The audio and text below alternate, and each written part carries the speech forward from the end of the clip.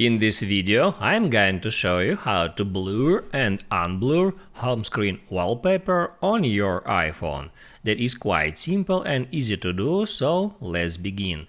First, make sure that you updated your device to iOS 16 or later version, and after that, open up Settings. Then scroll down until you find a wallpaper feature, get into it.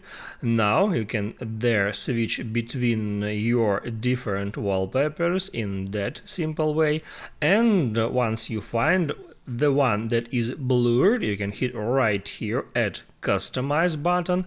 There you can easily find that blur feature. You can tap on that and then hit on Done to unblur your home screen wallpaper. And in the same way, you can go into Wallpapers, hit at Customize and then hit on Blur to apply blur effect to that wallpaper.